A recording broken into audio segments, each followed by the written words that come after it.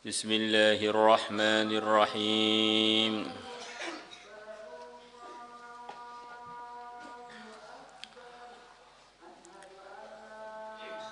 Wa an Hudzaifah al-Mar'ashi rahimahullahu taala qala, beliau mengatakan, sekian banyak yang akan kita baca sore ini adalah berbagai macam penjelasan dari ulama-ulama yang ahlinya mengenai apa sih hakikatnya ikhlas. Ringkasnya ya, ikhlas itu tidak akan bisa muncul tanpa orang itu yakinnya benar bahwa selain Allah itu makhluk tidak pantas untuk dipertimbangkan, kecuali pertimbangannya karena Khaliknya. Saya berbuat begini pada makhluk atau tidak berbuat begini, pertimbangannya ridhonya Allah, pertimbangannya jangan sampai dimurkai oleh Allah. Kalau makhluknya itu sendiri bukan sebagai bahan pertimbangan. Bahan pertimbangannya adalah Khalikul makhlukat, pencipta seluruh makhluk. Beliau mengatakan, al-ikhlasu ikhlas, istiwa'u af'alil abdi, samanya perbuatannya hamba, fi dhahiri wal batini, dalam zahir dan batinnya. Tampak luar dan dalam itu sama aja, itu namanya ikhlas. Kalau di hadapan orang kelihatan suwaleh suwalikah, begitu masuk kamar jadi demit, itu bukan ikhlas. Berarti tampak bagusnya tadi gara-gara karena takut dipandang buruk oleh makhluk, takut image, takut namanya jadi buruk, takut posisinya jadi tercoreng. Maka ikhlas adalah samanya perbuatan hamba di zahir dan batin. Zahir yang tampak di badan kita ini, batin yang di hati kita. Ada orang, enggak ada orang, podo mawon. Zahir kita dan batin kita sama, itu ikhlas. Maksudnya sama, tentu saya sama-sama dalam hal-hal yang diridhai Allah. Wa an Dhinnun, dan diriwayatkan dari Syekh Dhinnun rahimahullah ta'ala qala, beliau mengatakan, salasun, ada 3 perkara, min alamatil ikhlas, termasuk tanda-tandanya ikhlas.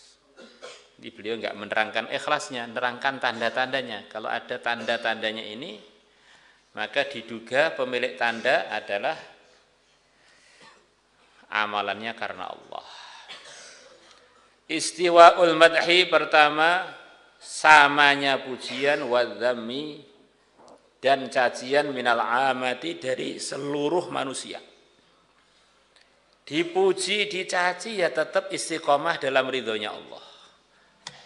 Dipuji, dicaci, ya tetap gitu-gitu saja, tidak terpancing gara-gara dipuji atau terpancing gara-gara dicaci. Kadang orang itu karena dipuji, Masya Allah, masuk kelas, rajin, ngaji rajin. Begitu tersinggung langsung ngambek. Ketok nek karena itu bukan karena Allah, ini karena hanya sekedar nunggu pujian dan menikmati pujian. Yang kedua, wa nisyatu ru'yatil a'mali fil a'mal, dan lupa melihat amalan di dalam amalan-amalan.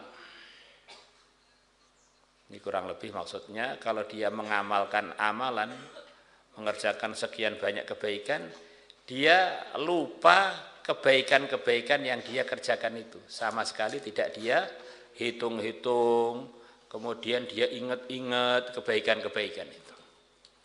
Karena amal dia karena Allah. Untuk apa kok ingat-ingat lagi, ini karunia Allah, saya syukuri, ya sudah, nggak usah terus sombong-sombongin, disebar-sebarin. Tentu saja ini nasihat untuk kita. Kalau ada orang soleh cerita mengenai amalan dia, mungkin ada maksudnya untuk nyemangati santrinya, nyemangati lingkungannya, umpamanya. Ringkasnya nisyanu ru'yatil a'mal fil a'mal itu kurang lebih prakteknya dia amal kebaikan apapun sama sekali tidak merasa istimewa dengan sebab apa yang telah dikerjakan, itu semuanya hanya semata-mata pilihan dari Allah.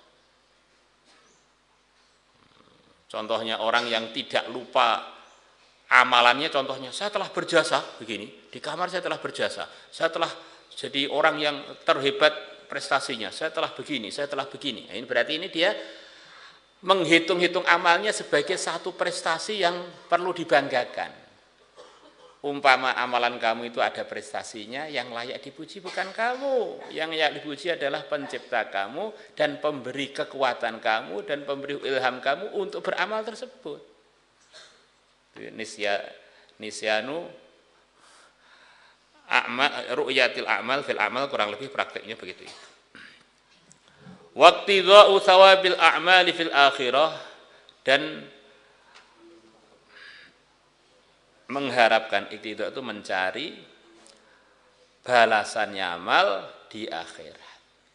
Di dunia mau dipuji, enggak dipuji, mau digubris, enggak digubris, enggak penting, ini amalan saya ini untuk akhirat saya, bukan untuk dunia ini. Maka berbuat baik, dia tidak berharap selain simpanan akhirat. Dia berhenti dari keburukan atau meninggalkan keburukan juga hanya karena semata-mata untuk dia simpan di akhiratnya. Di dunia ini sudah tidak pertimbangan dia. Akhiratku selamat, beres wis. Wa 'anil Fudail ibn Iyad rahimahullah qala, beliau mengatakan tarkul amali li ajrin nasi riyaun. Meninggalkan berbuat, meninggalkan amal karena manusia itu adalah namanya pamer. Kenapa kamu enggak amal ini? Enggak enak dengan itu, enggak malu, sungkan, atau ninggalkan sesuatu karena manusia, itu namanya riya.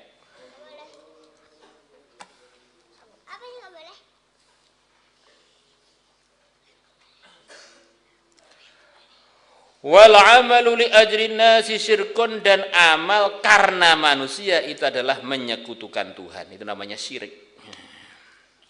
Tidak amal gara-gara manusia adalah riya. Tapi kalau amal karena manusia, katanya Fudail itulah syirik. Lah ikhlas itu apa?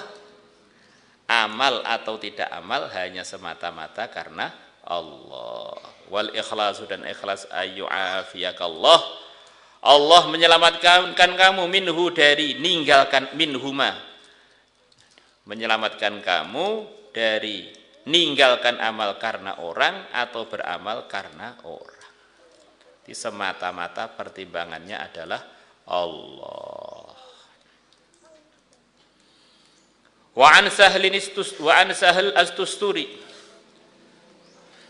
rahimahullah ta'ala qala, beliau mengatakan nazara, telah merenungkan, telah melihat, telah merenungkan al-aqyasu, orang-orang yang cerdas, jamaknya kayyisun, fi tafsiril ikhlasi, mengenai penjabaran, mengenai penjelasannya ikhlas. Falam yajidu ghaira hadza, maka mereka tidak menemukan selain ini. Kesimpulannya seperti keterangan yang awal tadi.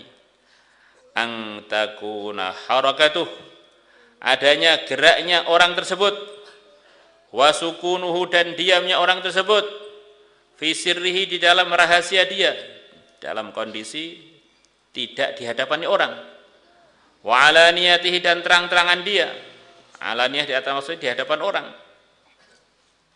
lillahi ta'ala wahdahu, hanya untuk Allah, hanya karena Allah, maha tinggi Allah, wahdahu, hanya Allah saja. La yumazizuhu, tidak mencampuri orang tersebut, atau tidak mencampuri karena Allah tersebut, syai'un, sesuatu apapun, la nafsun, bukan nafsu, wala hawa, dan juga bukan keinginan.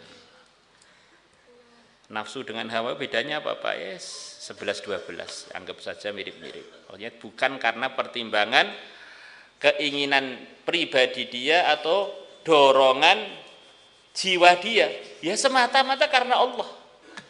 Wala dunia, dan bukan karena urusan dunia. Apa-apa pertimbangannya Gusti Allah.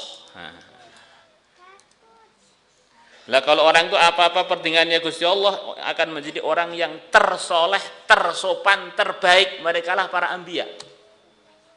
Kita ini banyak jadi error kehidupan kita ini karena belum apa-apa karena Allah.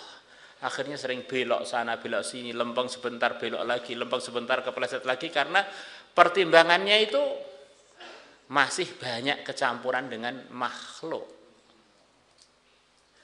Padahal makhluk itu yang kita temui kan beda-beda kan. Ada teman, ada lawan, ada pemuji, ada pencaci, ada yang enggak gubris, ada yang mengabaikan, ada yang merespon, ada yang enggak merespon. Ada yang kenal, ada yang enggak pengen kenal dengan kita. Ada yang lihat kita pun sudah muak, macam-macam. Akhirnya sikap kita ini jadi terombang-ambing. Jadi kalau pertimbangan kita Allah itu kan hanya satu. Akhirnya sikap kita lempeng terus itu. Dicaci tetap begitu, dipuji tetap begitu, ada orang tetap begitu, enggak ada orang tetap begitu, tetap baik terus. Nah, maka orang itu kalau pertimbangannya makhluk repot, robah-robah terus, enggak jelas jati dirinya, enggak jelas dia ini sebetulnya punya prinsip yang bagaimana. Wa anis Surri, dan dari Imam Surri rahimahullah taala, beliau mengatakan, la ta'mal linnasi syai'a. Janganlah engkau berbuat karena manusia apapun. Wala tatruk lahum syai'a, dan jangan kamu tinggal demi manusia apapun. Wala tughatti lahum syai'a, dan jangan kamu tutupi karena manusia apapun. Wala takshif lahum syai'a, dan jangan kamu buka karena manusia apapun. Masya Allah. Wes apa yang bukan karena Allah, serasa mbok kerja nih. Saya ini karena Allah Pak, tetapi ternyata melanggar perintah Allah itu bukan karena Allah, ngece Gusti Allah. Ada orang santri putri lewat, dilihat bokongnya. Apa? Karena Allah Pak, karena Allah ndasmu. Nah, ini benarnya menggunakan agama untuk kemaksiatan ini penyelewengan yang luar biasa. Kita ini orang yang hari-hari dalam kehidupan agama, belajar agama, ngajar agama. Maka setan goda kita ini canggih, kadang-kadang alasan agama untuk melanggar agama. Kenapa enggak masuk kelas? Khidmat Pak. Alasannya khidmat, ternyata alasan untuk tidak ngaji. Dan khidmat itu anaknya kan luas banget kan.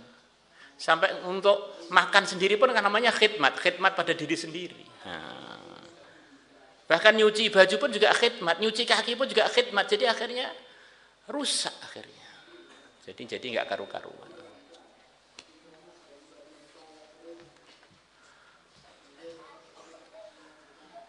La ilaha illallah. Ada seorang pengajar agama, ini umpama, kan pengajar agama itu kalau belajarnya dari orang-orang bersanad, itu memang ada hadis-hadis yang mafhumnya di antara cara mengekalkan iman, mengekalkan hidayah itu adalah dengan berjabatan tangan dengan orang yang bersanad sampai Rasulullah. Siapa yang berjabatan tangan mulai Nabi sampai hari kiamat dengan orang-orang yang ada rentetan sanad itu adalah asbab dia husnul khotimah masuk surga.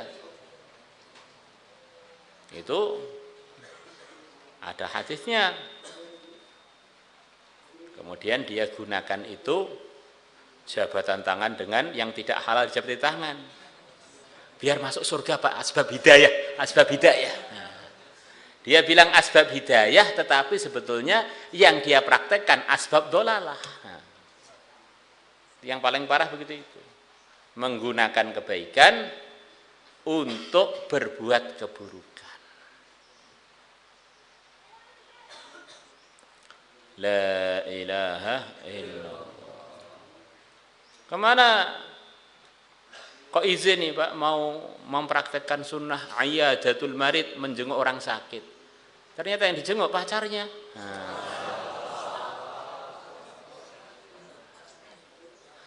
Maka kita ini dalam kebaikan, jangan sampai kebaikan yang kita kerjakan dan kita ketahui itu kita gunakan untuk murkanya Allah. Orang kan menganggap kita ini setengah wali. Padahal hanya setengah tok, setengahnya demit. Maka hati-hati, kita ini tidak maksum, setiap saat bisa berbuat keburukan, setiap saat bisa berkemungkinan murtad. Salatullah salamullah ala taha rasul